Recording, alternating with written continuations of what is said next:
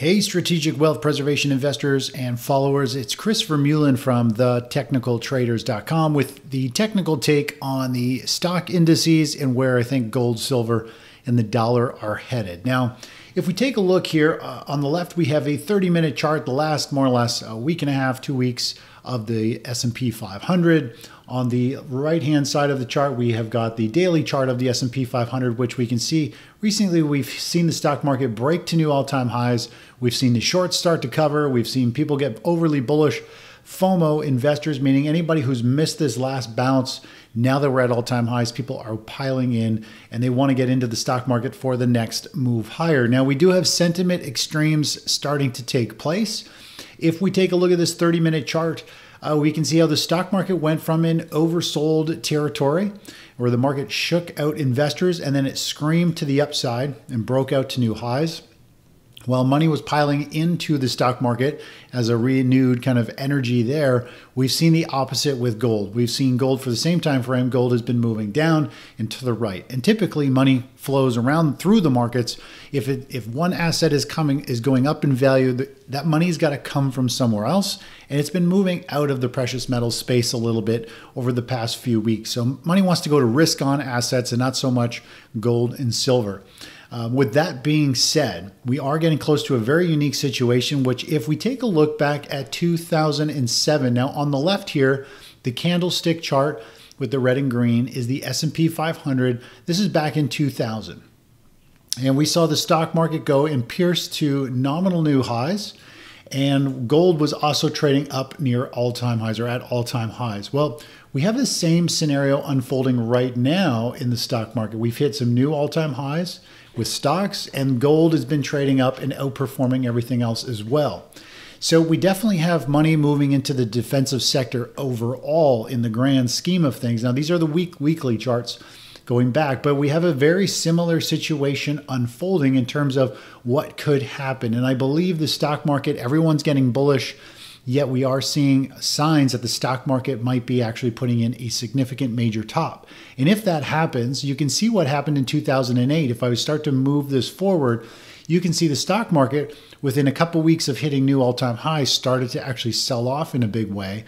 And gold actually held its ground and continued to move higher. In fact, gold continued to shoot higher as the stock market plummeted over 20%. And so something similar to that could happen again.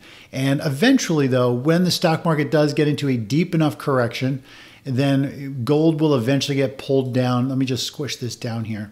Gold will eventually get pulled down with this bear market phase. During real panic selling, and there's a few months in a bear market where gold naturally starts to pull down with the price action. Eventually, it'll buck the trend and move, but that's kind of where we're at. I think gold is primed and ready for a move higher, a sharp move higher.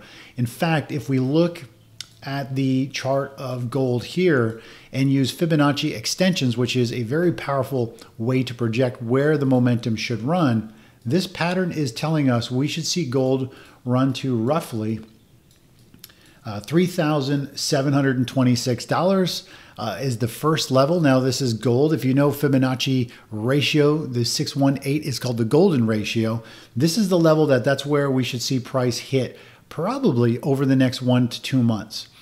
If it has some type of hiccup and consolidates there, pretty much we always go up and hit the 100% measured move after that. So the rally that it had in the first half of this bull flag pattern is going to be the same on the second half.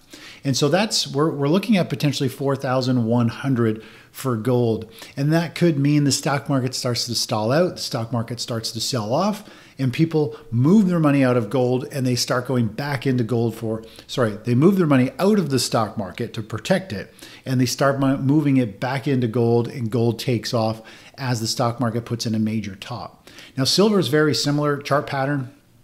It has a series of bull flag patterns where it rallies up, it pauses, and it rallies and pauses. We can use Fibonacci extension based on the most recent rally up to the high and down to this low. And this shows us where silver could potentially run to. So the golden ratio here is telling us more or less $38 and about 60 cents to the upside. and then expect some pause or pullback for a few bars. Now, this is the daily chart, so for a few days, and then we should probably see it push all the way up to about $40.75. So there's some pretty good upside potential there. I do like precious metals, physical metals, more so than miners. If we were to take a look at mining stocks, for example, the problem with mining stocks, they're down actually 5% today as I'm recording this, which is July 8th. But the problem with mining stocks is they are a stock stuck in the stock market. So when the tide goes down, when the stock market tide goes down, we turn bearish. Any stock stuck in that market is naturally going to have some gravity pulling it down, selling pressure. So it might underperform, and that is what happened in 2007, 2008 market top. Gold miners actually just became very volatile. They didn't really gain any ground, yet gold and silver screamed higher. So again, physical metals seem to be the sweet spot, the play going forward for the next few months. And then they might, encounter some short-term weakness while the stock market potentially has a bigger reset.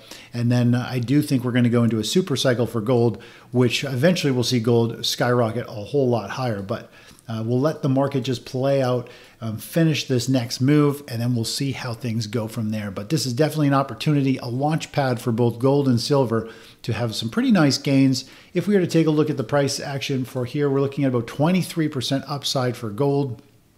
If we look at silver, percentage-wise, let's just check this chart. This would be for silver at the current price. We're looking at about a 10% move.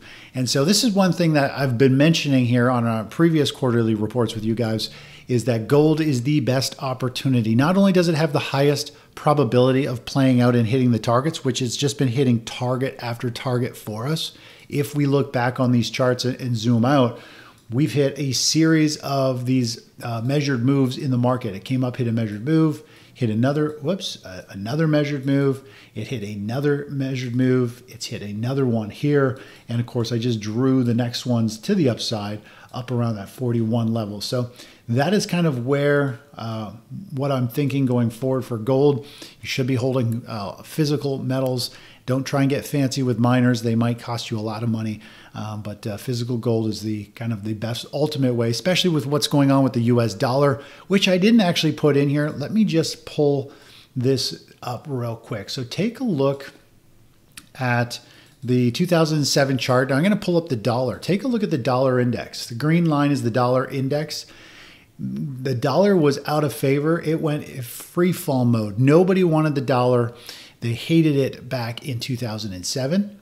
And of course, if we were to take a look at what the dollar is doing right now on the right-hand chart, it has done the same. Hard right edge, lower bottom. Nobody wants it. It's the most hated currency again. And things are telling us that probably going to see things revert to the mean shortly, meaning gold will eventually put in a top. The stock market will put in a top probably first, and the dollar will probably put in a bottom, and then we'll probably see a big rally in the dollar, which will pull gold down temporarily. So that's what I see unfolding, and how you can kind of project forward in your mind what to prepare for mentally and have a game plan in place.